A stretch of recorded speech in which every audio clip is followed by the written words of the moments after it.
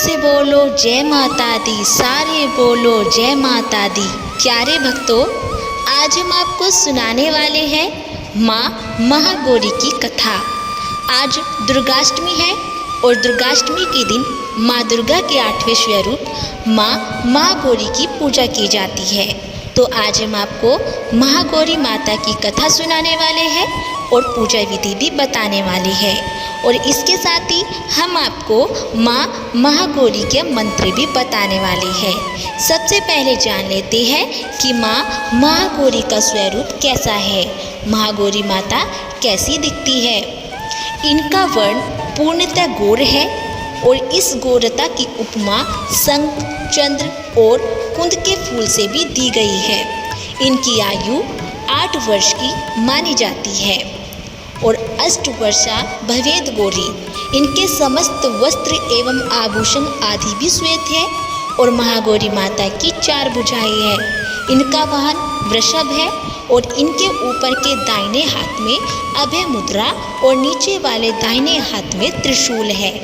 ऊपर वाले बाएं हाथ में डमरू और नीचे के बाएं हाथ में वर मुद्रा है। इनकी पूरी मुद्रा अत्यंत शांत है और यह महागौरी देवताओं की प्रार्थना पर हिमालय की श्रृंखला में शाकंभरी के नाम से भी प्रकट हुई थी। आइए जानते हैं कि माँ महागौरी की कथा क्या है। दुर्गाष्टमी व्रत कथा के अनुसार देवी सती ने पार्वती रूप में भगवान शिव को पति रूप में प्राप्त करने के लिए कठोर तपस्या की थी और एक बार भगवान भोलेनाथ ने माता पार्वती जी को देखकर कुछ कह दिया, जिससे देवी का मन आहत हो गया और माता पार्वती जी तपस्या में लीन हो गई। इस प्रकार वर्षों तक कठोर तपस्या करने के बाद जब माता पार्वती नहीं आई तो उनको खोजते हुए भगवान शिव और उनके पास पहुँचे और वहां पहुंचकर मां पार्वती को देखकर भगवान शिव आश्चर्यचकित रह गए। माता पार्वती जी का रंग अत्यंत ओजपूर्ण था और उनकी छटा चांदनी के समान श्वेत, कुंद के फूल के समान धवल दिखाई पड़ रही थी और उनके वस्त्र और आभूषण से प्रसन्न होकर भगवान शिव ने देवी उमा को गौर वर्ण का वरदान दिया। और दूसरी कथा के अनुसार भगवान शिव को पति के रूप में पाने के लिए देवी ने कठोर तपस्या की थी, जिससे उनका शरीर काला पड़ गया था और माता देवी की तपस्या से प्रसन्न होकर भगवान उन्हें स्वीकार कर लेते हैं और शिव जी उनके शरीर को गंगा जल से धोते हैं। तब देवी अत्यंत गौर वर्ण की हो जाती है और तभी से इनका नाम गौरी पड़ गया। महागौरी रूप में देवी करुणामय, स्नेहमय, शांत और मृदंग दिखती है और देवी के इस रूप की प्रार्थना करते हुए देव और ऋषिगण कहते हैं कि सर्व मंगल मांगल्ये शिवे सर्वार्थ साधके शरण्य अंबिके गौरी नारायणी नमस्तुते। एक कथा ये भी प्रचलित है कि एक सिंह काफी भूखा था और जब वो भोजन की तलाश में वहां पहुंचा जहां देवी उमा तपस्या कर रही थी, देवी को देखकर सिंह की भूख और बढ़ गई, परंतु वह देवी की तपस्या को उठने का इंतजार करते हुए वहीं बैठ गया और इस इंतजार में वह काफ़ी कमज़ोर हो गया। देवी जब तब से उठी तो सिंह की दशा देखकर उन्हें उस पर दया आ गई और माँ ने उसे अपनी सवारी बना लेती है, जो कि इस प्रकार से उसने भी तपस्या की थी।